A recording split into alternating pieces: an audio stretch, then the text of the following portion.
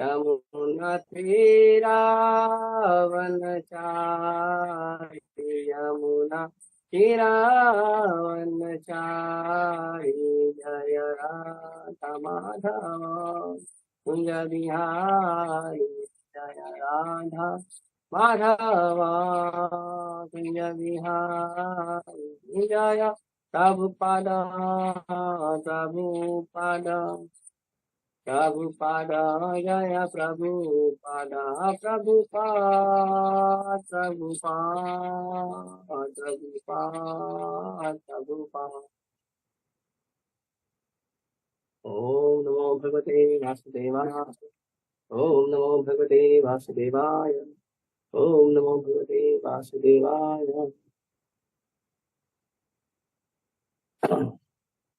यानी वेद वेदां श्रेष्ठो भगवान् बादरायणः अन्ये च मुनयः सूता परावरविदो विदुः। यानी वेद वेदां श्रेष्ठो भगवान् बादरायणः अन्ये च मुनयः सूता परावरविदो विदुः।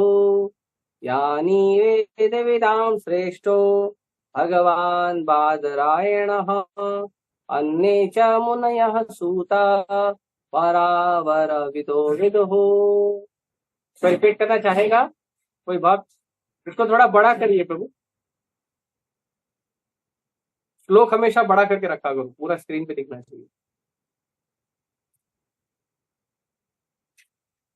किसी का इच्छा है रिपीट करने का? नहीं है? आगे बढ़े। ठीक है। शब्दार्थ, अनुवाद और तात्पर्य कृष्ण कृपा मूर्ति अभय चरण अरविंद भक्ति वेदांत स्वामी श्री प्रभुपाद की जय। यानी वह सब वेद विदाम वेदों के पंडित श्रेष्ठ श्रेष्ठतम वयोवृद्ध भगवान ईश्वर के अवतार बादरायण व्यासदेव अन्य अन्य च तथा मुनयः मुनिगण सूता हे सूत गोस्वामी पराविरविदः विद्वानों में जो भौतिक तथा आध्यात्मिक ज्ञान से परिचित होता है। विदुः ज्ञाता। हे सूत गोस्वामी, आप ज्येष्ठतम विद्वान एवं वेदांती होने के कारण ईश्वर के अवतार व्यासदेव के ज्ञान से अवगत, और आप उन अन्य मुनियों को भी जानते हैं जो सभी प्रकार के भौतिक तथा आध्यात्मिक ज्ञान में निष्णांत है। तात्पर्य, श्रीमद् भागवतम ब्रह्म सूत्र या बादरायणी वेदांत सूत्र की स्वाभाविक टीका है। इसे स्वाभाविक कहा जाता है क्योंकि व्यासदेव वेदांत सूत्र तथा समस्त वैदिक साहित्य के सार रूप इस श्रीमद् भागवत के ग्रंथकार हैं। व्यासदेव के अतिरिक्त अन्य ऋषिगण यथा गौतम, कणाद, कपिल, पतंजलि, जयमनी तथा अष्टवक्र 6 विभिन्न दार्शनिक प्रणालियों के ग्रंथकार हुए हैं। आस्तिकता की पूर्ण व्याख्या वेदांत सूत्र में है, जबकि अन्य दार्शनिक चिंतन प्रणालियों में समस्त कारणों के परम कारण के विषय में कोई उल्लेख नहीं मिलता। कोई व्यासासन पर तभी बैठ सकता है जब वह दर्शन की समस्त प्रणालियों से अवगत हो, इससे वह अन्य समस्त प्रणालियों के खंडन में भागवत के आस्तिकतावाद को प्रस्तुत कर सके। श्रील सूत गोस्वामी उपयुक्त शिक्षक थे, इसलिए नैमिषारण्य के मुनियों ने उन्हें व्यासासन पर बैठाया। श्रील व्यासदेव को यहाँ भगवान कहा गया है क्योंकि वे प्रामाणिक शक्तावेश अवतार हैं। ओम ज्ञानतिमिरन्धस्य ज्ञानाञ्जनशलाकया चक्षुरुन्मिलितं येन तस्मै श्रीगुरवे नमः। श्रीचैतन्यमनोभीष्टं स्थापितं येन भूतले स्वयं रूपः कदा मह्यं ददाति स्वपदान्तिकम्। वन्देऽहं श्रीगुरुः श्रीयुतापदकमलं श्रीगुरुर्वैष्णवांश्च श्रीरूपं साग्रजातं सहगण रघुनाथान्वितं तं सजीवं साद्वैतं सावधूतं परिजन सहितं कृष्ण चैतन्य देवं श्रीराधा कृष्ण पादान् सहगण ललिता श्री विशाखान्वितांश। नमो विष्णुपादाय कृष्ण पृष्ठाय भूतले श्रीमते भक्ति वेदांत स्वामी निति नामिने नमस्ते सारस्वते देवे गौरवाणी प्रचारिणे निर्विशेष शून्यवादी पाश्चात्य देश तारिणे नमो महावदन्याय कृष्ण प्रेम प्रदायते कृष्णाय कृष्ण चैतन्य नाम्ने गौरतुषे नमः। हे कृष्णा करुणा सिंधु तेन बंधु जगतपते गोपेश गोपिका कांत राधा कांत नमोस्तुते तप्त कांचन गौरांगी राधे वृंदावनेश्वरी वृषभानुसुते देवी प्रणमामि हरिप्रिये वाञ्छाकल्पतरुभ्यश्च कृपा सिन्धुभ्यैव च पतितानां पावनेभ्यो वैष्णवेभ्यो नमो नमः। जय श्री कृष्ण चैतन्य प्रभु नित्यानंद श्री अद्वैत गदाधर श्रीवासादि गौर भक्तवृंद। हरे कृष्णा कृष्णा कृष्णा हरे हरे हरे राम राम राम हरे हरे।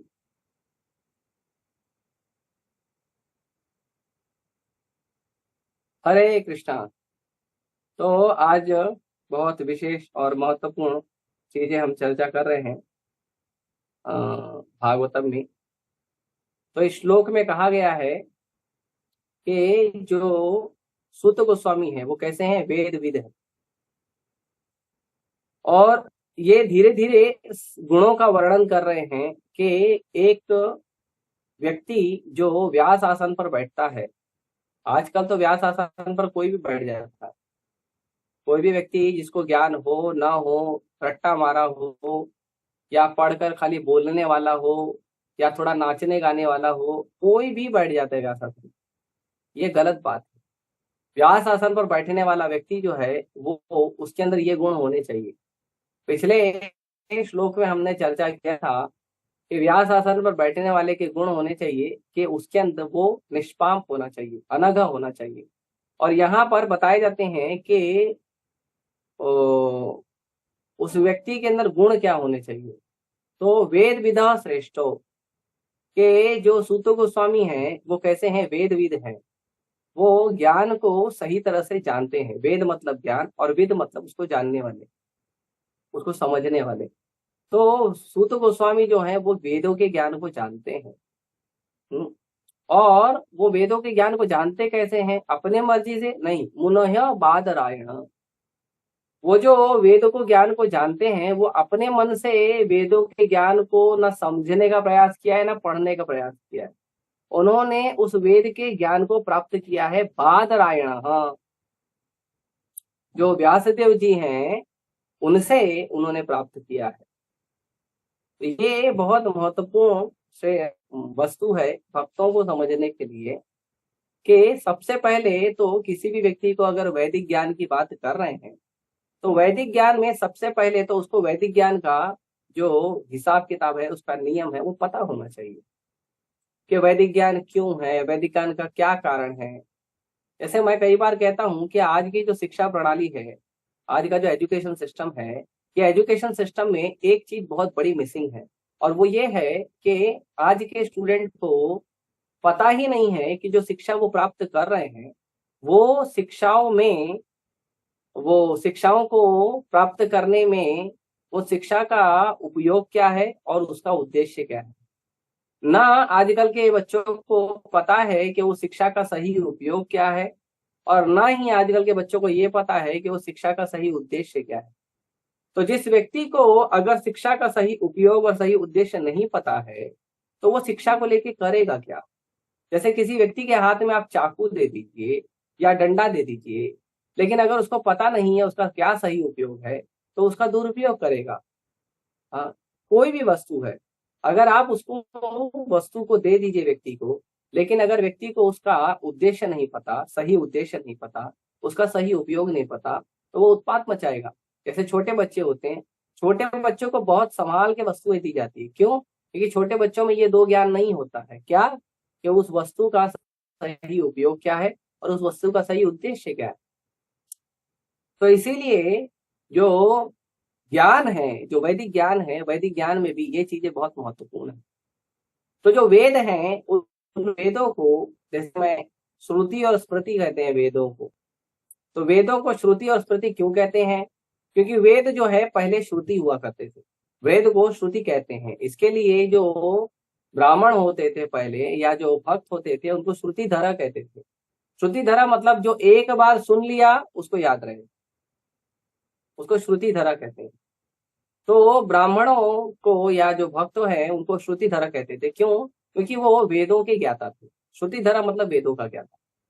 लेकिन वेदों को प्रचार करने के बाद ये देखा गया कि वेदों को पढ़ के कलयुग के जो जीव है वो वेदों का गलत अर्थ निकालते हैं, और वेदों को पढ़ के वेदों का जो गलत अर्थ निकालते हैं और उसको अपने तरह से उपयोग करते हैं। इसका उदाहरण हम देख सकते हैं कि भगवान पूर्ण पुरुषोत्तम भगवान कृष्ण, उन्होंने वेदों का ज्ञान दिया।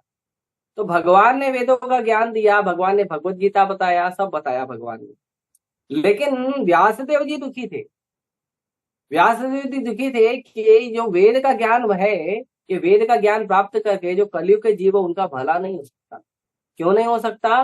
क्योंकि ज्ञान जो है वो महत्वपूर्ण नहीं है, ज्ञान का सही उपयोग करने वाला व्यक्ति महत्वपूर्ण है। लाइब्रेरी में हजारों लाखों पुस्तकें अवेलेबल होती हैं, लेकिन हम देखते हैं कि कॉलेज के जो स्टूडेंट हैं वो जाके सिगरेट पीते हैं, दारू पीते हैं, गुटखा खाते हैं। वैलेंटाइन डे आ रहा है, अभी वैलेंटाइन डे में पिछले 7 दिनों में 8 दिनों में जितना लड़का लड़की मिलके एक दूसरे के शरीर को अपवित्र करेंगे, इतना कभी नहीं होता है। 31st नाइट को जितना लोग मिलकर एक दूसरे को अपवित्र करते हैं, ऐसा कभी नहीं होता है। आप भारत के सनातन संस्कृति की कोई एक भी ऐसा त्योहार आपको नहीं मिलेगा जिसमें इस तरह की गंदगी मचाई जाती है, इस तरह का अवैध संबंध मचाया जाता है, नहीं मिलेगा। लेकिन आप देखिए स्कूल और कॉलेज तो भरे हैं पुस्तकों से। लगभग पूरे विश्व की सभी लाइब्रेरी में भगवत गीता अवेलेबल है इस्कॉन की। लगभग पूरे विश्व की सभी यूनिवर्सिटी में भागवतम अवेलेबल है इस्कॉन का, लेकिन बच्चे पढ़ते नहीं। तो ज्ञान होना बड़ी बात नहीं है, ज्ञान होना बड़ी बात नहीं है, पुस्तक होना बड़ी बात नहीं है। बड़ी बात है उसका सही उपयोग, उसका सही सेवा, वो बड़ा बात है। अगर केवल ज्ञान होगा और उसका सेवा या उपयोग सही नहीं होगा तो ये गलत बात हो जाएगी। इसीलिए व्यासदेव जी ने देखा कि जो वेदों का ज्ञान है ये दिया तो जा रहा है, लेकिन इस ज्ञान का आगे चलकर दुरुपयोग होगा। इसीलिए उन्होंने वेद को लिखा, लेकिन वेद को लिखने के बाद वेदों की समरी लिखी, इसको कहते हैं वेदांत दर्शन। वेद जो है वो ज्ञान है, और उस ज्ञान का जो है, जो फाइनल अंडरस्टैंडिंग है, वो व्यासदेव जी ने लिखा वापस। आजकल आप देखोगे कुछ लोग हैं, स्पेशली हम नाम नहीं लेना चाहते हैं लेकिन थोड़ा बता रहे हैं आपको, स्पेशली जो आर्य समाज के लोग हैं या ऐसे लोग हैं, ये बोलते हैं कि इस्कॉन जो है वेदों की शिक्षा के वो ठीक ठीक ढंग से पालन नहीं कर रहा है, क्योंकि इनको पता ही नहीं है वेदों की शिक्षा क्या है। भगवान भगवत गीता के 15 अध्याय के 15 नंबर में कहते हैं वेदांत कृत वेद विदेवचा, के जो वेदों को लिखने वाला है वो मैं हूं, वेदों को जानने वाला मैं हूं, और वेदों को जानने का जो असली मतलब है वो क्या है, मुझे जानना। ये भगवान कृष्ण के लिए कहते हैं भगवद गीता में। लेकिन लोग वेद पढ़ के अलग अलग जगह चले जाते हैं, कोई निराकारवाद का पूजा करने लगता है, कोई नास्तिकवाद में चले जाता है, कोई कर्मकांड में चले जाता है, कोई देवी देवता के चक्कर में फंस जाता है, कोई भूत पिशाच के चक्कर में फंस जाता है। क्यों ऐसा हो रहा है? क्योंकि ये वेद है, जानते हैं, वेदों को पढ़ा है इन्होंने, वो गलत नहीं है, लेकिन वेदों को पढ़ने के बाद ये वेद विद नहीं बने। वेद पढ़ना अलग बात है और वेद को पढ़कर वेद विद बनना तो अलग बात है।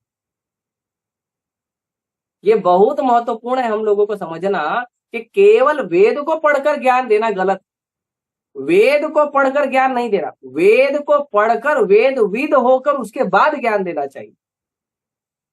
जैसे प्रभुपाद जी इसमें बताते हैं कि जो जेमिनी है, याज्ञवल्क है, कपिल मुनि है, ऐसे 6 ब्रांच हैं वेदों के अंदर ज्ञान के, और अलग अलग मुनि हुए हैं जिन्होंने वेदों के ऊपर व्याख्या दी है। हाँ, लेकिन उसके अंदर भी जो सबसे महत्वपूर्ण ज्ञान है वो हमको स्वीकार करना चाहिए। इसीलिए वेद को पूरा लिखने के बाद व्यासदेव जी ने वेदांत दर्शन लिखा, पूरे वेदों का समरी लिखा। कि वेद एक्चुअली क्या कहना चाहता है। वेद आप पढ़ोगे, पढ़ के आप समझोगे दूसरी बात है, लेकिन वेद कहना क्या चाहता है, वेद का जो रचयिता है वो खुद लिख रहा है। जैसे आप देखोगे जो हमारा भागवतम है, तो भागवतम जब आप खोलोगे तो भागवतम का जो हर चैप्टर है, हर चैप्टर पे चैप्टर का पहला श्लोक खुलने के पहले आपको उस चैप्टर का समरी मिलेगा कि ये चैप्टर कहना क्या चाहता है, ये चैप्टर आपको मैसेज क्या देना चाहता है। ये समरी दिया हुआ है भागवतम के हर चैप्टर में, लगभग हर सब में दिया है, कुछ कुछ में नहीं दिए हैं। तो क्यों दिया जाता है ये समरी? ये समरी दिया जाता है कि देखो आप पढ़ोगे ठीक है, लेकिन पढ़ोगे तो पढ़ने के बाद मतलब यही निकलना चाहिए। जैसे कोई साइंस की लेबोरेटरी में जाता है, जैसे आजकल स्कूल में जो है 8वीं 9वीं 10वीं में या जो मेडिकल का पढ़ाई कर रहे हैं उन लोगों को आप देखेंगे तो उन लोगों को टीचर लेबोरेटरी में ले जाने के पहले उनको थ्योरी सिखाता है, और थ्योरी सिखाने के बाद बच्चों को बोलता है कि देखो आप लोग ये जो टेस्ट कर रहे हो, ये जो आप लोग एक्सपेरिमेंट करोगे, ये एक्सपेरिमेंट का निष्कर्ष केवल यही निकलना चाहिए, केवल एक ही निष्कर्ष निकलना चाहिए। इसके निष्कर्ष और भी 10-12 निकल सकते हैं, लेकिन जो अच्छा निष्कर्ष है, जो बेस्ट निष्कर्ष है, वो एक ही होना चाहिए। तो उसी प्रकार वेदों को पढ़ने से बहुत कुछ निकलेगा उसके अंदर से। वेदों में से कर्मकांड भी निकलेगा, वेदों में से ज्ञान कांड निकलेगा, वेदों में से क्या कहते हैं और भी अलग अलग चीजें निकलेगी, सांख्य निकलेगा, दर्शन शास्त्र निकलेगा, वेदों में से क्या कहते हैं काला जादू सफेद जादू निकलेगा, बहुत सारी चीजें वेदों से निकलेगी। लेकिन उसमें से सबसे उत्तम वस्तु क्या है, वो जानने वाले व्यक्ति को वेदविद कहते हैं। वो जानने वाले व्यक्ति को कहते हैं भक्ति वेदांत स्वामी। जो वेदों के पूरे ज्ञान को जानता है उस व्यक्ति को कहते हैं भक्ति वेदांत स्वामी। तो अगर वेदों के ज्ञान को जानने के बाद वेदों का जो सही निष्कर्ष है वो कोई व्यक्ति को नहीं पता है, वो कोई व्यक्ति नहीं बता पा रहा है, वो कोई व्यक्ति नहीं बता पा रहा है कि वेद का मतलब है भगवद गीता के 15 अध्याय का 15 नंबर, जिसमें भगवान कहते हैं कि वेदों को जानने का मतलब है भगवान कृष्ण को परम भगवान के रूप में स्वीकार करना, भगवान कृष्ण को परम भगवान के रूप में पूजा करना, उनकी सेवा करना और भगवान कृष्ण का चिंतन करके वापस भगवत धाम जाना। ये वेदों का असली उपयोग, सही उपयोग है और वेदों का सही उद्देश्य है, लेकिन लोगों को पता नहीं है। लोग को पूछो वेद पढ़े हो? हाँ पढ़े हैं। अच्छा वेद में क्या पढ़े? हम पढ़े वेद में निराकार है, भगवान का ना हाथ है, ना पैर है, ना आंख है, ना मुंह है, ना टांग है, कुछ है ही नहीं भगवान का। तो ये वेदों में, वेदों को पढ़कर वेदों का इंसल्ट है। वेदों को पढ़ रहे हो आप, तो वेदों को कैसे पढ़ना चाहिए? तो वेदों को कहते हैं भगवान बादरायण। वेदों को अगर आप पढ़ रहे हो तो वेदों को पढ़ने का उसका सही अंडरस्टैंडिंग है कि वेदों को भगवान बादरायण, वेद लिखने वाले जो रचयिता है, उस लिखने वाले रचयिता के प्रामाणिक गुरु परंपरा में आप वेदों को सीखिए, तब जाके वेदों का सही मतलब निकलेगा। लेकिन अगर आप वेद को इंडिपेंडेंट स्टडी कर रहे हो, स्वतंत्र अध्ययन कर रहे हो, तो आप उस वेद को पढ़कर अपना जीवन खराब कर दोगे। ये बहुत महत्वपूर्ण। केवल पुस्तकों, जैसे एक बार मैंने कहा कि प्रभुपाद जी को, एक प्रभुपाद जी के शिष्य ने कहा कि प्रभुपाद जी आपकी पुस्तकें तो इनफ है, आपकी पुस्तकों में तो सारा ज्ञान है। प्रभुपाद जी बोले यस। तो शिष्य ने कहा कि ठीक है प्रभुपाद जी, अगर आपके पुस्तकों में सारा ज्ञान है तो मैं आपकी पुस्तकें पढ़कर तो पूरा ज्ञानी बन सकता हूं ना, मुझे अलग से गुरु की क्या आवश्यकता है।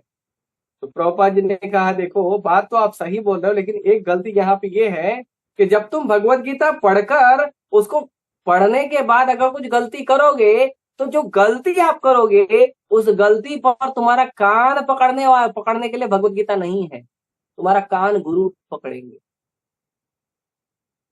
तो हम देखते हैं जनरली स्कूल में स्टूडेंट, कॉलेज में स्टूडेंट पढ़ाई करते हैं, लेकिन पढ़ाई कर करके गलती करते हैं।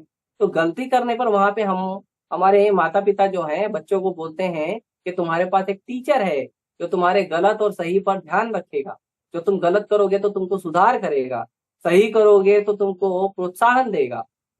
तो ये जो दो चीज हैं ये कहाँ से मिलेगा? ये मिलेगा जब हमारा गुरु होंगे।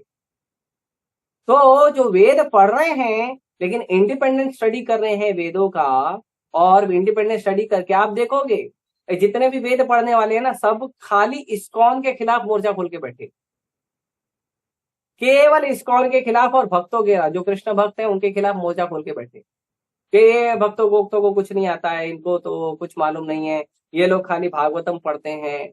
आपको एक बात बताता हूँ, मैं 2017, हाँ 2017 में मैं पुस्तक वितरण करने गया था कोटा में। मेरे को बड़ा गहरा इंप्रेशन पड़ा है उस परिस्थिति का, कि जब मैं वहां पे पुस्तक वितरण कर रहा था तो वहां पे एक माता जी आई, आई थिंक 16-17 साल की कुछ होगी। तो माता जी आई और माता जी बोली, आप क्या दे रहे हो? तो मैंने कहा, भाई हम तो भगवत गीता लाए हैं, कृष्णा बुक लाए हैं। बोली, भगवत गीता लाए हो? मेरे को भगवत गीता चाहिए। तो मैंने बोला, ले लीजिए। तो उसने कहा, मैं ना प्रभु जी आपको क्या बताऊं, मैं भगवत गीता को बहुत प्रेम करती हूँ और मेरी इच्छा है भगवत गीता बहुत पढ़ने की, तो कृपया करके आप मुझे ये भगवत गीता दे दीजिए।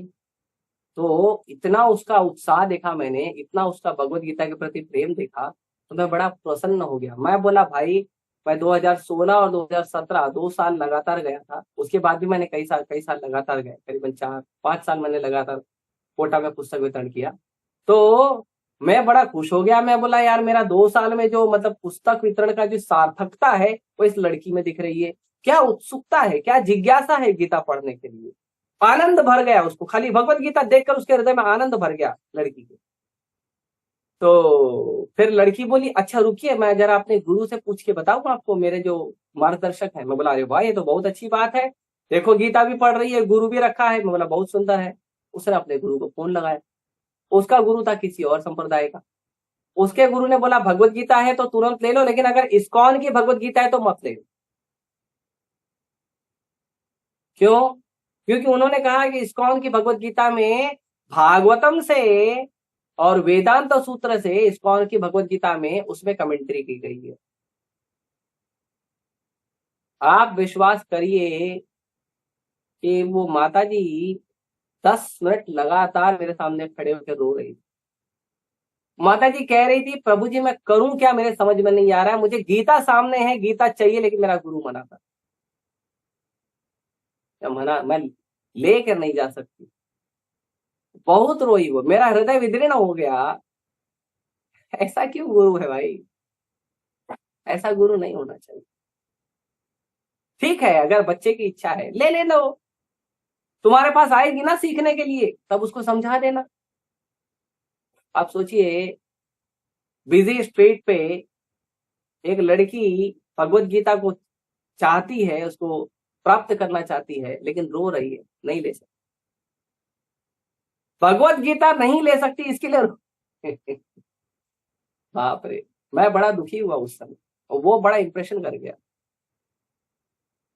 तो ऐसे गुरु मत बनिए, ऐसे गुरु मत बनिए जो व्यासदेव जी की शिक्षाओं को पालन नहीं कर सकते। व्यासदेव जी ने वेद लिखे, जो क्योंकि उनके गुरु जो है ना, वो वेद का बड़ा प्रचार करते हैं, वो वेदों का बड़ा प्रचार करते हैं उनके गुरु, लेकिन वो बोलते हैं भागवतम नहीं पढ़ना है। तो ऐसा गुरु मत बनिए। वेद मत पढ़िए, वेद का ज्ञानी मत पढ़िए, वेद विद बनिए, वेद के मर्म को समझिए, वेद के भाव को समझिए, वेद क्या सिखाना चाहता है वो समझिए। नहीं तो हमारा जो परिस्थिति है वो बड़ा खराब होगा।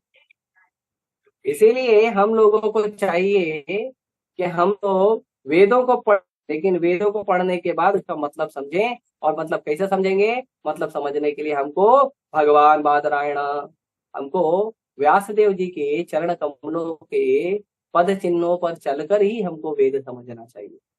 व्यासदेव जी क्या समझाना चाहते हैं वो हमको सुनना चाहिए, वो हमको सीखना चाहिए।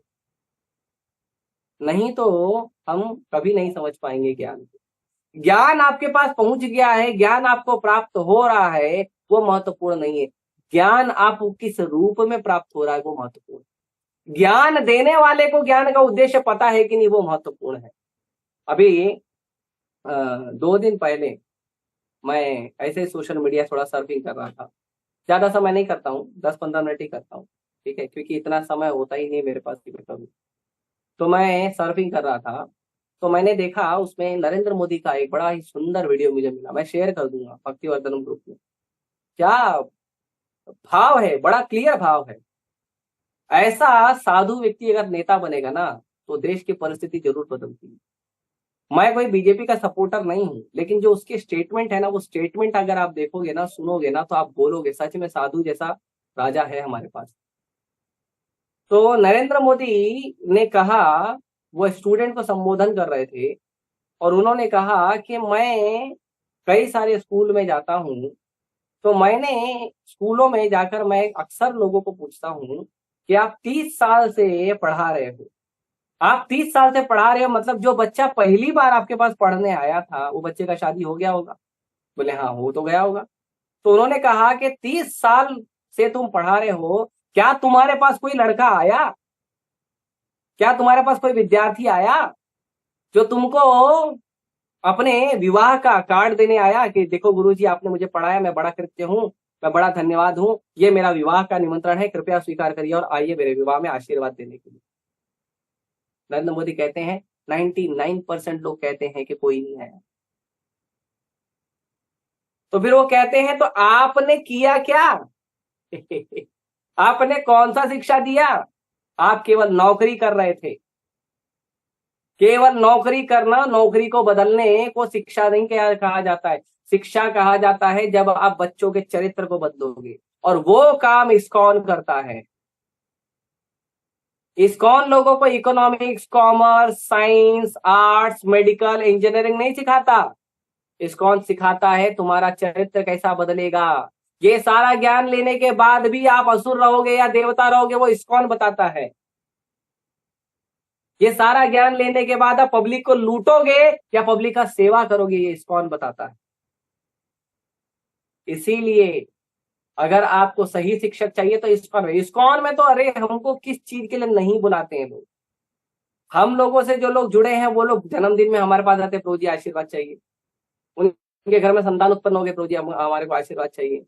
उनके घर में किसी का विवाह का कोई समारोह है, या उनकी विवाह हुआ है, या उनका विवाह का कोई वर्षगांठ है, उसके लिए लोग हमारे मंदिर में आते हैं। उनके घर में किसी ने शरीर छोड़ दिया, वो बताने के लिए आते हैं। उनके घर में शरीर छोड़ने के बाद कोई प्रीति भोज देना चाहता है, भाई मेरे XYZ जो हमारे परिजन है, उन्होंने शरीर छोड़ दिया, तो उनके लिए हम प्रीति भोज देना चाहते हैं। हमारे घर में कोई जन्म लिया था, तो हम प्रीति भोज देना चाहते हैं। इस्कॉन में तो लोग हृदय से जुड़े हुए हैं। क्यों जुड़े हुए हैं? इस्कॉन में लोग हृदय से इसलिए जुड़े हुए हैं क्योंकि इस्कॉन में सही टीचर है, इस्कॉन में सही शिक्षक है, वो आपको सही मार्गदर्शन देता है, वो आपका कैरेक्टर पे ध्यान देता है, ज्ञान पे ध्यान नहीं देता। तो भागवतम या जो वेदांत सूत्र है वो क्या है? वो है वेदों के ऊपर उसकी व्याख्या। वेदों का जो सार है वो है वेद सूत्र। और वेदांत सूत्र के ऊपर जो मैच्योर अंडरस्टैंडिंग है, जो मैच्योर कमेंट्री है, जो परिपक्व ज्ञान है, वो है श्रीमद् भागवत महापुराण। इसके लिए उस दिन ब्रह्म संहिता को लेक्चर दे रहे थे, तो जी कह रहे थे निगम कल्पतरु और गहनतम फलम। तो ये निगम कल्पतरु, ये जो है, ये फल, ये कैसा है? निगम, ये जो वेद है, वेद को निगम कहते हैं। जो वेद है, वेद अगर एक पेड़ है, तो जो उसका फल है भागवत महापुराण। और कैसा फल है? एकदम पका हुआ फल है। तो ऐसा जो ज्ञान जब हमें प्राप्त होता है, तो हमें ऐसा ज्ञान लेना चाहिए, और इस ज्ञान को इंडिपेंडेंटली पढ़ना नहीं चाहिए। अच्छी बात है, प्रभुपाद जी की शिक्षाओं में सब कुछ दिया है, लेकिन उसके बावजूद आप पढ़िए भक्तों के साथ। भक्तों के साथ में पढ़ाई करिए। अगर आप वैष्णव गीत पढ़ेंगे तो आप सुनेंगे वैष्णव गीत में कई जगह पे, वैष्णव गीत में जो वैष्णव आचार्य हैं, जो बड़े बड़े सिद्ध क्या कहते हैं, भक्त हैं, वो कहते हैं कि मुझे एक वैष्णव का संग दीजिए, मुझे एक वैष्णव का शरण दीजिए। क्यों कहते ऐसा? कहने का उसका मुख्य कारण है कि अगर हमको वैष्णव का संग नहीं मिलेगा और वैष्णव के संग में हम शास्त्र नहीं पढ़ेंगे तो हम कभी नहीं समझ पाएंगे वैष्णव और शास्त्रों का मर्म क्या है। अपने मन से पढ़ाई मत करिए, पढ़ाई करिए और भक्तों को पूछिए, पढ़ाई करिए, उसमें जिज्ञासा हो तो भक्तों को पूछिए।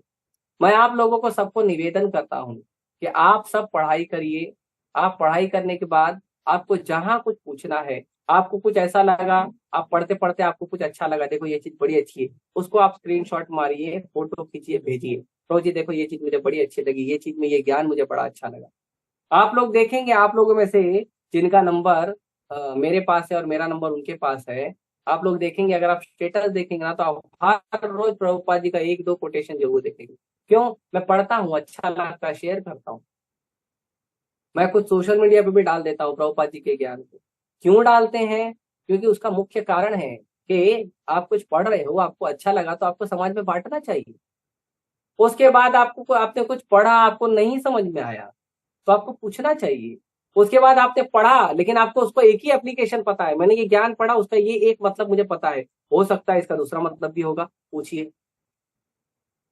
आप लोग आश्चर्य मानेंगे कि मैं और नीलांबर प्रभु, हम लोग ऐसे दो भक्त हैं, एक दूसरे के साथ रहते हैं कि हम लोग जब कुछ पढ़ते हैं तो एक दूसरे को शेयर करते हैं, और शेयर करने के बाद चमत्कार हो जाता है। क्या चमत्कार होता है पता है? शेयर करने के बाद अगर मैंने पढ़ाई की है और मुझे इसका एक एप्लीकेशन पता है, मुझे पता है कि ये मैंने पढ़ाई किया और इसका ये मतलब है, मैं जब नीलांबर प्रभु को शेयर करता हूँ तो नीलांबर प्रभु मुझे दो और एप्लीकेशन बताते हैं, उसका दो और भाव, दो और मतलब बताते हैं। और ऐसा ही नीलांबर प्रभु भी कैसे ही करते हैं, वो कुछ पढ़ते हैं। एक बार नीलांबर प्रभु भागवत कथा करने जा रहे थे, तो भागवत कथा करने के एक दिन पहले हम लोग मिले, एक परिवार के यहाँ प्रीति भोज था, हम वहां पे गए थे। तो वहां पे जाने के बाद नीलांबर प्रभु ने मुझे पूछा कि मैं ये चीज पढ़ रहा हूँ, इसका क्या मतलब है? तो मैंने बोला है प्रभु जी इसका ये और मतलब हो सकता है। तो प्रभु जी बड़े खुश हो गए, प्रभु जी बोले ये प्रीति भोज से ज्यादा आनंद तो मुझे शास्त्र चर्चा में आ रहा है। तो हमको ये चीज समझना चाहिए कि भक्तों के साथ बैठकर पढ़िए, गुरु परंपरा में बैठकर पढ़िए, तब ज्ञान का सही मतलब है। इसीलिए जो लोग इस्कॉन को फॉलो कर रहे हैं, जो गुरु शिष्य परंपरा को फॉलो कर रहे हैं, वही लोग सच में ज्ञानी होंगे। आपको ज्ञान नहीं भी है लेकिन आप भक्तों का, आप चरणों का अनुगमन कर रहे हैं, इसीलिए आपको ज्ञान हो जाए। ज्ञान होना, ज्ञान नहीं होना बड़ी बात नहीं है। बड़ी बात है कि जिस व्यक्ति का को सही ज्ञान है, उस व्यक्ति का हाथ पकड़ कर चलना, उस व्यक्ति के पद चिन्हों पर चलना, वो सबसे बड़ी बात है। इस्कॉन के भक्तों को वेदों का ज्ञान नहीं है, इस्कॉन के भक्तों को थोड़ा बहुत है लेकिन वेदों का, सारे वेदों का ज्ञान नहीं है। लेकिन इस्कॉन के भक्त भक्ति वेदांत स्वामी प्रभुपाद जी को फॉलो करते हैं, तो भक्ति वेदांत स्वामी को पूरा वेदों का ज्ञान, क्योंकि उनको पूरा वेदांत दर्शन पता है। इसीलिए इस्कॉन के भक्त गलत भी हैं वेदों के ज्ञान में, लेकिन मार्ग सही है उनका, उनका मार्ग गलत नहीं है। क्यों? क्योंकि वो ऐसे आचार्यों को, ऐसे गुरुओं का पालन कर रहे हैं जो 100% व्यासदेव जी के चरणों का अनुगमन करते हैं। तो वेदांत जो है वो है वेदों के ऊपर, वेदों का समरी है, वेदों का सार है। और वेदांत के ऊपर जो उसकी व्याख्या है, जो कमेंट्री है, वो क्या है? श्रीमद् भागवत महापुराण। इसीलिए श्रीमद् भागवत महापुराण जो है वो पढ़ना चाहिए। और श्रीमद् भागवत महापुराण पढ़ने के लिए भगवान के जितने भी महान भक्त हैं, उन सभी महान भक्तों ने श्रीमद् भागवतम को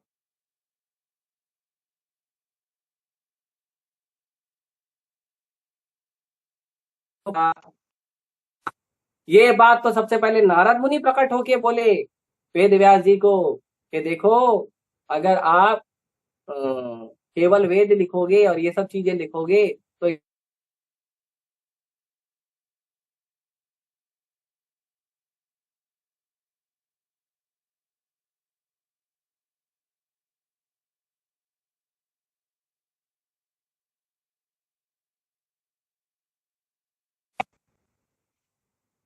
इसीलिए भगवान की लीलाओं को, भगवान की कथाओं का जो वर्णन है उसको परफेक्ट लेवल पे करने के लिए हमें क्या करना चाहिए? हमें भागवत का शरण लेना चाहिए। तो श्रीमद् भागवत पढ़ना बहुत महत्वपूर्ण है। और श्रीमद् भागवत कैसे पढ़ना चाहिए? भागवत पढ़ी गया भागवत स्थाने। भागवत को पढ़ना, भागवत को सुनना है कहाँ पे? भक्त भागवत के पास बैठते। श्रीमान चैतन्य महाप्रभु गदाधर पंडित से सुनते थे श्रीमद् भागवत महापुराण। गदाधर पंडित जो है जगन्नाथपुरी में, छोटा गोपीनाथ में गदाधर पंडित जी के विग्रह हैं, उनके सेवित विग्रह हैं छोटा गोपीनाथ। छोटा गोपीनाथ जो है वो पूरे विश्व में अकेले भगवान श्री कृष्ण हैं जो मुरली बजा तो रहे हैं लेकिन त्रिभंग नहीं खड़े, वो एक पैर तिरछा करके नहीं खड़े, भगवान बैठे हुए, पलाथी मार के बैठे हुए। वही एक जगह ऐसा विग्रह है पूरे विश्व में। क्यों? क्योंकि गदाधर पंडित जब भगवान का सेवा कर रहे थे तो जब चैतन्य महाप्रभु जो है अपनी लीला समापन कर दिए और गदाधर पंडित को बोले कि आप यहीं रह के सेवा करिए, तो गदाधर पंडित जो है वो राधा रानी है, तो अब चैतन्य महाप्रभु कृष्ण है, गदाधर पंडित राधा रानी है, तो राधा रानी तो कृष्ण के वियोग में रह नहीं पाएगी। तो जब चैतन्य महाप्रभु अप्रकट हो गए यहाँ पे लोगों के दृष्टि से ओझल होके, तो राधा रानी या जो गदाधर पंडित है, गदाधर पंडित क्या हुए, वो एक ही साल में बहुत ज्यादा बूढ़े हो गए। इतने बूढ़े हो गए कि वो अपने श्री विग्रह को फूलों की माला भी नहीं पहना पाते थे। तो एक बार भगवान गोपीनाथ ने पूछा, गदाधर तुम मुझे माला क्यों नहीं पहनाते हो? तो गदाधर पंडित दूसरे को बोलते थे आप पहना दो, अब मैं नहीं पहना सकता। तो गदाधर पंडित ने कहा, हे प्रभु मैं बूढ़ा हो गया हूँ, अब आप इतने ऊंचे हो, आपकी हाइट है, मैं आपको माला नहीं पहना पाता हूँ, तो इसके लिए मुझे माफ करिए। तो भगवान स्वयं विग्रह भगवान श्री विग्रह भगवान क्या किए, बैठ गए और गदाधर पंडित को बोले माला तो तुमसे ही पहनेंगे। हाँ, तो ये भगवान का इतना प्रेम है जो भक्तों के प्रति। तो गदाधर पंडित जो है वो चैतन्य महाप्रभु के लिए भागवतम पढ़ते थे। चैतन्य महाप्रभु गदाधर पंडित के साथ बैठकर भागवतम पढ़ते थे। और आपको पता है भागवतम में क्या पढ़ते थे?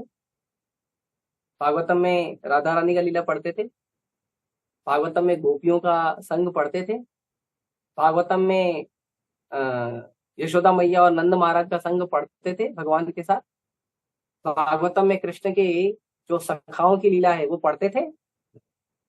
चैतन्य महाप्रभु गदाधर पंडित से 100 बार ध्रुव महाराज का और प्रहलाद महाराज का चरित्र पढ़ते, 100 बार। क्योंकि ये दोनों ऐसे भक्त हैं जो कच्ची उम्र में 5 साल की उम्र में भगवान को प्राप्त किए हैं। क्या दृढ़ निश्चय है, क्या समर्पण है, और इतना प्रेम भक्ति इतनी छोटी सी उम्र में कि स्वयं भगवान प्रकट हो रहे हैं सामने।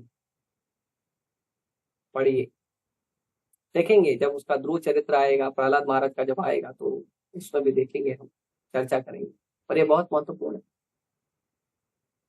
तो इसीलिए हम सबको भागवत पढ़ना चाहिए, और भागवत पढ़ना चाहिए, सुनना चाहिए। कहाँ सुनना चाहिए?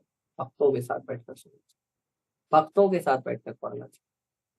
तो इसीलिए सभी से निवेदन है कि आप लोग जब भी पढ़ाई करते हो, भले आप अकेले पढ़ लो, लेकिन बाद में शेयर करो, बाद में चर्चा करो, किसी से पूछो। और हम लोग हैं किस लिए? कई बार लोग मुझे बोलते हैं, प्रभु जी एक्चुअली ना मुझे ना आपसे पूछना, लेकिन ना मैंने सोचा कि आप बिजी हो, मैं आपको डिस्टर्ब नहीं करना चाहता। तो फिर उसको मैं बोलता हूँ, मेरे भाई, मेरे प्रभु, मेरे स्वामी, आपके द्वारा डिस्टर्ब होना ही मेरी सेवा है। अगर आप लोग डिस्टर्ब नहीं करोगे तो मेरी सेवा रुक जाएगी। तो पूछना चाहिए। हाँ, जाहिर सी बात है, अगर हम सेवा में लगे हैं तो आपको जवाब नहीं देंगे, लेकिन अगर आप हमसे जुड़ोगे नहीं, अगर आप हमसे शेयर नहीं करोगे, हमसे बात नहीं करोगे, तो हमारा संबंध कैसे बढ़ेगा? हमें कैसे पता चलेगा आप क्या पढ़ रहे हो, क्या नहीं पढ़ रहे हो?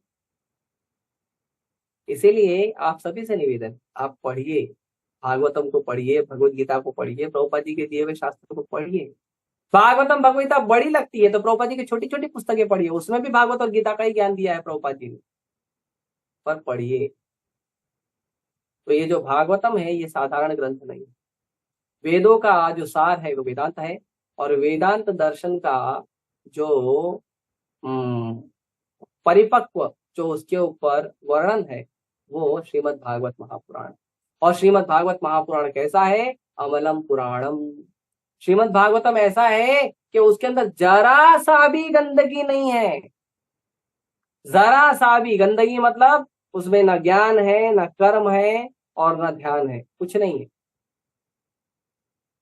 उसमें क्या है? उसमें एक्सक्लूसिवली एक ही चीज बताई गई है, आपके जीवन का उद्देश्य है कृष्ण को प्राप्त करना, बात खत्म। ये बहुत महत्वपूर्ण है। तो इसीलिए वेदों को स्वीकार करिए, वेदों के ज्ञान को स्वीकार करिए, अच्छे से भक्ति करिए, भक्तों के साथ पढ़िए और भक्तों के साथ रहिए। ये हमारे जीवन का असली उद्देश्य है, हमारे जीवन का और कोई उद्देश्य नहीं। तो इसीलिए हम सबको समझना चाहिए, हम सबको भागवत का शरण लेना चाहिए। आपको मैं एक बहुत ही महत्वपूर्ण बात बताने जा रहा हूँ, और वो है, आप लोग को आप अभी तक नहीं पता होगा। तो एक बार ऐसा हो गया था कि जो वैष्णव संप्रदाय हैं उसमें उस समय कोई प्रतिष्ठित आचार्य नहीं थे। मतलब भक्त थे, पढ़ने वाले थे, लेकिन वो उस समय कोई प्रतिष्ठित आचार्य नहीं थे। तो आचार्य की उपाधि जो है वो किसको दी जाती है पता है? आचार्य की उपाधि उसको दी जाती है जो श्रीमद् भागवतम के ऊपर कमेंट्री करता है। जैसे आजकल बहुत सारे आचार्य आचार्य बन के घूमते हैं, उनको पूछो भागवतम की कमेंट्री दे सकते हो क्या? पूरे 18,000 श्लोकों के ऊपर आपका तात्पर्य होना चाहिए, टीका होनी चाहिए। तो कोई था ही नहीं देने वाला। तो उस समय बलदेव विद्याभूषण जी उस समय अवेलेबल थे। तो बलदेव विद्याभूषण जी से कहा गया, देखिए आप तो इतने महान वैष्णव हैं, आप इतने ज्ञानी हैं, आप तो दे ही सकते हैं ना। तो बलदेव विद्याभूषण जी ने कहा, देखो मेरे अंदर ऐसा कोई सामर्थ्य नहीं है। हालांकि सामर्थ्य उनका बहुत था, लेकिन क्योंकि वैष्णव दैन्य होते हैं, वैष्णव नहीं स्वीकार करते हैं पूजा, नाम, प्रतिष्ठा, अहंकार नहीं रखते हैं वैष्णव। तो बलदेव विद्याभूषण जी ने मना कर दिया। तो बलदेव विद्याभूषण जी को सारे वैष्णव ने निवेदन किया कि देखो अभी समय की आवश्यकता है, हमें एक आचार्य इस समय चाहिए। यदि आप भागवत की टिप्पणी लिख देंगे तो बहुत अच्छा होगा, बहुत सारे वैष्णवों को, भगवान के भक्तों को इसका लाभ मिलेगा।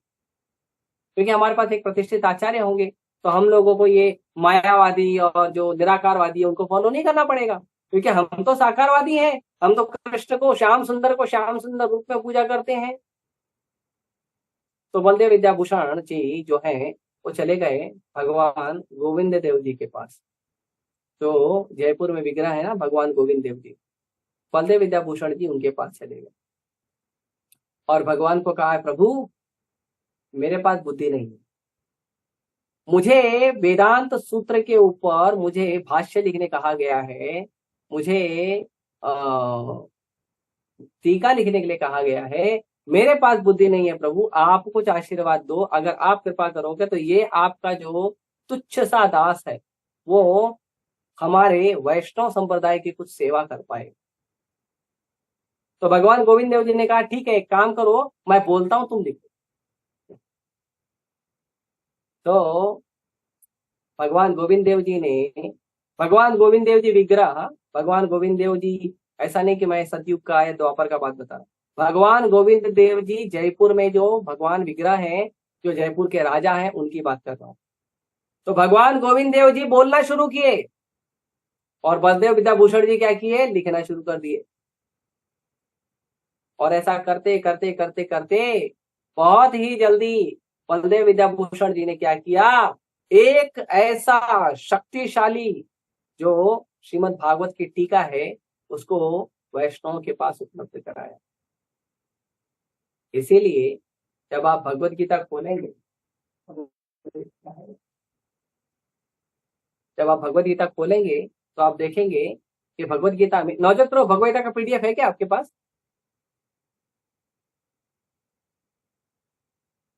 ठीक है, मैं बाद में शेयर कर देंगे उसमें ना, फोटो खींच के बढ़ा दूंगा। तो भगवत गीता को जब खोलेंगे तो भगवत गीता का जो पहला पेज है वो है कि जो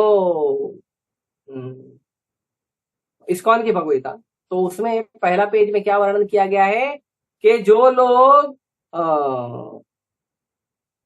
इस्कॉन के खिलाफ थे, जो लोग इस्कॉन की निंदा करते थे, उन निंदा करने वालों के द्वारा सराहना, निंदा करने वालों द्वारा सराहना लिखी गई है।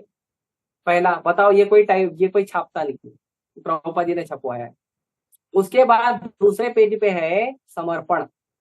प्रभुपाद जी के हर पुस्तक में समर्पण है, खासकर जो बड़ी बड़ी पुस्तकें हैं तो हर पुस्तकों में समर्पण है। गीता में समर्पण लिखा है, कृष्ण में समर्पण लिखा है, भागवतम में समर्पण है, और चैतन्य चरितामृत में समर्पण है। ये सब ये समर्पण लिखा गया। तो समर्पण लिखा है तो प्रभुपाद जी ने समर्पण लिखा है, गोविंद भाष्य के अद्भुत प्रणेता श्रील बलदेव विद्याभूषण। तो ये बलदेव विद्याभूषण जी ने श्रीमद् भागवतम की जो टीका है उसको नाम दिया गोविंद भाष्य। क्यों? क्योंकि वो जो भागवतम है, वो भागवतम की जो टीका है, वो टीका क्या है? वो टीका स्वयं भगवान कृष्ण के, भगवान गोविंद देव जी के शब्द। तो जो गीता आप इस्कॉन का लेकर पढ़ रहे हो ना, वो इस्कॉन की गीता क्या है पता है? वो इस्कॉन की गीता में जो श्लोक है वो कृष्ण के द्वारा कहे गए हैं, और श्लोक का अनुवाद जो है वो जो भक्तों ने अनुवाद किया वो भी कृष्ण के ही है, क्योंकि अनुवाद है तो कृष्ण के ही शब्द है। और जो उसके अंदर तात्पर्य है वो भी कृष्ण के द्वारा कहे गए शब्द है। पूरी भगवत गीता श्री भगवान वाच है। पूरी भगवत गीता में केवल भगवान के द्वारा कहे गए सारे शब्द हैं और कुछ नहीं है। कोई कहेगा ये तो तुम्हारे भक्ति वेदांत स्वामी ने तात्पर्य लिखा है, नहीं लिखा है।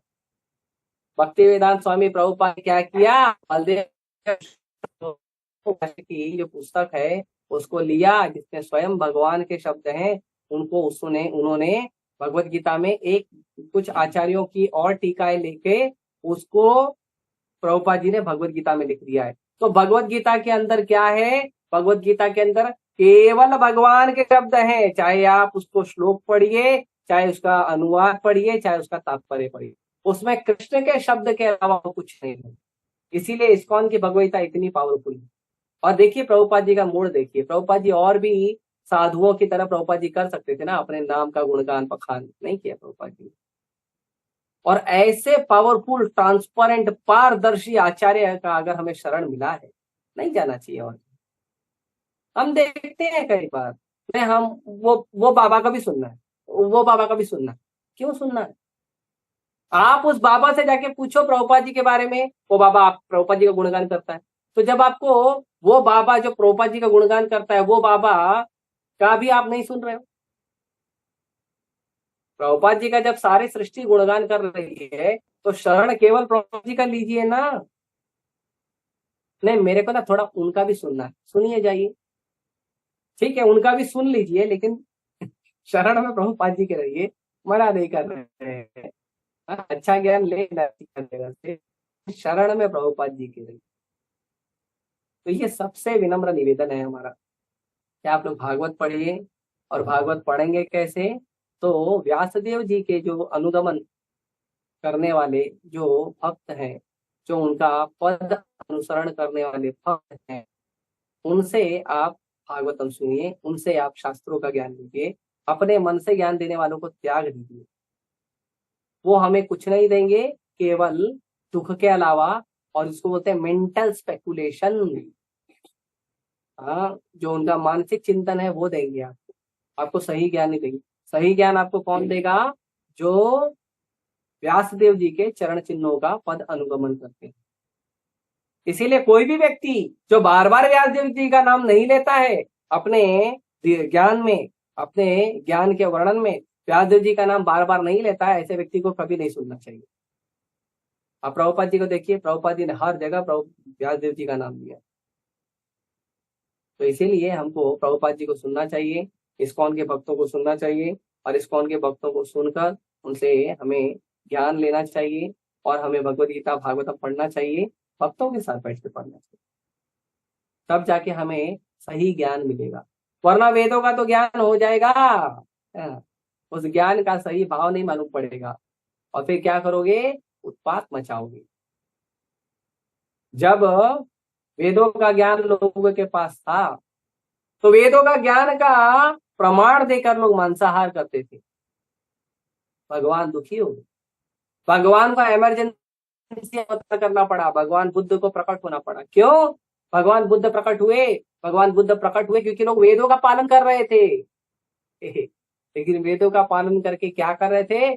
मांस खा रहे थे, पशु बलि दे रहे थे। तो भगवान गौतम बुद्ध को प्रकट होना पड़ा। और भगवान गौतम बुद्ध को क्या करना पड़ा? भगवान गौतम बुद्ध को भगवान होने के बावजूद उनको नास्तिकता का प्रचार करना पड़ा, वेदों के खंडन का प्रचार करना पड़ा, वेदों को मत मानो। भगवान आए, भगवान ने कहा कि आप लोग ये पशु बलि बंद कर दीजिए। तो बोले क्यों बंद कर दीजिए? पशु बलि तो यज्ञों में बलि दी जाती है। तो भगवान ने कहा यज्ञों को बंद कर दीजिए। तो उन्होंने कहा यज्ञों को कैसे बंद कर दें, यज्ञ तो वेदों का विधान है। तो भगवान ने कहा वेदों के विधान को बंद कर दो। तो कहे ऐसे कैसे बंद कर दे, वेदों का विधान जो है भगवान की वाणी है। तो भगवान ने कहा ठीक है, भगवान को मानना बंद, भगवान को मानना बंद कर दो। फिर क्या करें? चुपचाप एक जगह बैठो मेरे सामने और कुछ मत करो, कुछ नहीं करना है तुमको, निर्वाण, बस शांति से एक जगह बैठो। क्या क्यों किया भगवान ने ऐसा? क्योंकि लोग वेदों का पालन कर रहे थे। वेदों का पालन बिना वेदों के मर्म को जाने कर रहे थे, इसीलिए इतना बड़ा नुकसान हुआ। भगवान को स्वयं आना पड़ा धरती पे लोगों को नास्तिक धर्म का प्रचार करने के लिए, लोगों को बताने के लिए कि भगवान को मत मानो, शास्त्रों को मत मानो। क्यों? क्योंकि ये लोग शास्त्रों को और भगवानों को मानने के नाम पर जीव हत्या कर रहे हैं। तो ऐसा वेदों का ज्ञान किस काम? बताइए, ऐसा वेदों का ज्ञान किस काम? ऐसा वेदों का ज्ञान नहीं लेना चाहिए। एक छोटा सा उदाहरण मुझे याद आ रहा है। एक मुस्लिम लड़का था, वो मस्जिद नहीं जाता था। तो उसके माँ बाप बोले देखो भाई, मस्जिद जाना चाहिए, नमाज पढ़ना चाहिए। तो बोला नहीं, कुरान में लिखा है मस्जिद नहीं जाना चाहिए। बोला ऐसा थोड़ी है, कुरान में लिखा मस्जिद नहीं जाना। हाँ ऐसा लिखा है, देखो कुरान में लिखा। तो कहाँ लिखा? तो ले आके दिखा, देखो कुरान में लिखा है मस्जिद नहीं जाना चाहिए। तो माँ बाप बोले हाँ बात तो सही है। तो बोले लेकिन मस्जिद तो जाना जरूरी है, ऐसा कैसा नहीं जाना चाहिए? तो उन्होंने कहा कि अ, उन्होंने क्या किया, वो जो उनके मौलाना है या जो उनके गुरु हैं उनको बुलाया। तो मौलाना और गुरु को बुलाया और उनके जो गुरु हैं उनको बोला गया कि इसको समझाइए। उसने उनको भी प्रमाण दिखाया, देखो कुरान में लिखा है, तुम लोग कुरान कुरान बोलते हैं, देखो कुरान में लिखा है। और बोला और भाग गया। और मौलाना देखा, मौलाना एकदम देखा आश्चर्य, तो अरे ये तो बात तो सही लिखी है, लिखा है कुरान में मस्जिद नहीं जाना चाहिए। तो फिर उन्होंने क्या किया, पन्ना पलटा। तो पन्ना पलटा तो क्या देखा, जो बोल रहा था ना लड़का वो आधा शब्द था, उसके आगे लिखा था चप्पल पहनकर, मस्जिद नहीं जाना चाहिए चप्पल पहनकर। तो लड़का तो टोपी पहना के भाग गया है? तो ये चीज समझिए कि कई लोग जो हैं वेदों का बात बताते हैं लेकिन गलत बताते हैं, आधा बताते हैं। इसको कहते हैं अर्ध कुक्कुट न्याय। अर्ध मतलब आधा, कुक्कुट मतलब मुर्गी। हाँ, तो कुछ लोगों को क्या चाहिए कि मुर्गी जो अंडा देने वाला भाग है ना वो चाहिए लोगों को, कि तो हमको रोज अंडा मिलते हैं, लेकिन मुर्गी का जो खाने वाला भाग है ना वो नहीं चाहिए। तो वेदों में, शास्त्रों में जो फ्रूट वाला, जो फायदे वाला चीज है, जन्म देही, धनम देही, रूपवती भार्या देही, घर देही, गाड़ी देही, बंगला देही, गर्लफ्रेंड देही, बॉयफ्रेंड देही, पति देही, पत्नी देही, बच्चा देही, तो ये जो भाव है ये उसको लोग पकड़ लेते फटाफट। लेकिन उसके लिए क्या, नहीं भाई तपस्या भी करनी है। ओए तपस्या, तपस्या कौन करेगा, हम तो कलयुग के पति जीव हैं, हम तपस्या नहीं करेंगे। चालू कर होना, चालू चालू, ऐसा मत पढ़िए। पहले तपस्या करिए। कैसे तपस्या करना है? भगवान कहते हैं तपो दिव्यम पुत्र का ये न शुद्धे न सत्वम। कैसा तपस्या करिए? तपस्या करिए जो आपको शुद्ध करे, और दिव्य तपस्या करिए, साधारण तपस्या मत करिए। संसार की वस्तुओं को प्राप्त करने के लिए तपस्या मत करिए, तपस्या ऐसी करिए कि वो चीज आपको प्राप्त हो जो संसार में नहीं है, वो चीज आपको प्राप्त हो, ऐसी तपस्या करिए। तो इसीलिए हमको भक्तों से ज्ञान लेना चाहिए, शास्त्रों को पढ़ना चाहिए और शास्त्रों को सही तरह से पढ़ना चाहिए। फिर भगवान शंकराचार्य जी को भेजे, भगवान शंकर को भेजे। भगवान शंकर वर्णन करते हैं रामायण में, शंकर भगवान कहते हैं कि पद्म पुराण में भी वर्णन है कि शंकर भगवान कहते हैं कि परम भगवान का मुझे आदेश है कि मुझे धरती पे जाके वेदों का प्रचार करना है। क्योंकि पूरा नास्तिकवाद हो गया था, तो नास्तिकवाद हो गया था, तो फिर भगवान ने कहा शिव जी को कि जाइए वेदों का प्रचार करिए। तो शिव जी प्रकट हुए शंकराचार्य जी के रूप में, और शंकराचार्य जी ने पूरे भारत भर में अपने 10 शिष्यों द्वारा वेदों का प्रचार कराया। फिर उसके बाद जब वेदों का प्रचार हो गया तो वेदों के प्रचार में वेद भी थे, उसमें कर्मकांड भी थे, उसमें निराकार वेद भी था। तो फिर भगवान ने क्या किया, भगवान चैतन्य महाप्रभु प्रकट हुए और वेदों के आधार पे फिर उन्होंने कृष्ण भक्ति की वापस से स्थापना की।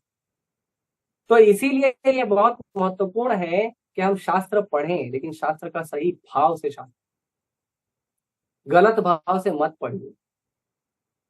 भाव बहुत महत्वपूर्ण है, बिना भाव के सब बेकार है।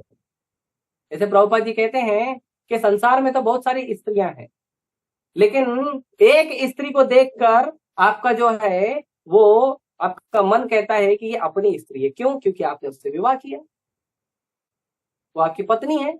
अरे लेकिन संसार में बाकी भी तो स्त्रियां हैं, तो फिर ये तुम्हारी स्त्री क्यों है? क्योंकि ये तुम्हारी पत्नी है। ये भाव है हमारा। संसार में बहुत सारे लोग हैं, सड़क पर बहुत सारे लोग चल रहे हैं और आप उतने में देखते हो कि आपका भाई जा रहा है, आप आवाज लगाते हो।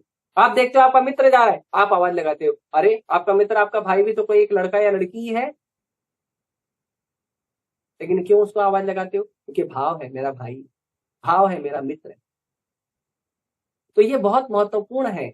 शास्त्रों को केवल पढ़ना और पढ़कर बड़ा बड़ा ज्ञानी हो जाना और ज्ञानी होकर यहाँ वहां घूम घूम के पूरे संसार में शास्त्रार्थ करना, ये बुद्धिमत्ता का परिचायक नहीं है, ये बुद्धिमत्ता का प्रमाण नहीं है।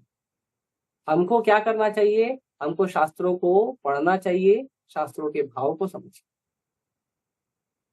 और शास्त्रों के भाव को समझ के, शास्त्रों को पढ़ के, हमको उसका अनुसरण करके हमको भक्ति में आगे बढ़ना चाहिए। और उसका लक्ष्य क्या है? सारे शास्त्रों का लक्ष्य है, सारे पुराणों का लक्ष्य है, सारे के सारे ग्रंथों का लक्ष्य है, सारा जितना भी कर्म ज्ञान ध्यान वेद तपस्या जितना भी है, सबका एक ही लक्ष्य है, और वो है कृष्ण भक्ति। तो कृष्ण भक्ति को प्राप्त करने के लिए आप पढ़िए। वो लक्ष्य डिगना नहीं चाहिए। ऐसा नहीं कि भागवत पढ़ते पढ़ते पढ़ते पढ़ते आप बड़े ज्ञानी बन गए, तो भागवत कथा करने के लिए बंडाल वंडाल लगा के भागवत कथा करने लगे, माल आ रहा है भाई, तो सब मत करिए गड़बड़ हो जाएगा हाँ, कई लोग करते हैं और फिर बाद में पहले माल जमा कर देते हैं, बाद में वो खुद एक मालगाड़ी में जमा होके जाते हैं जेल में ऐसा मत करिए। हाँ, गलत बात हो जाएगी। ठीक है, तो इसीलिए इसका ध्यान हमें रखना चाहिए। और मैं निवेदन करता हूँ आप सभी से, आप मुझे भी आशीर्वाद दीजिए कि मैं ग्रंथों के सही भाव को समझूं और सही भाव में उसको सुनकर सीख कर आप लोगों के साथ चर्चा करके आप लोगों के साथ अच्छे से भक्ति करता हूँ। ठीक है, हरे कृष्णा। श्रीमद् भागवत की जय, श्री प्रभुपाद जी की जय। किसी का कोई प्रश्न है तो भक्त पूछ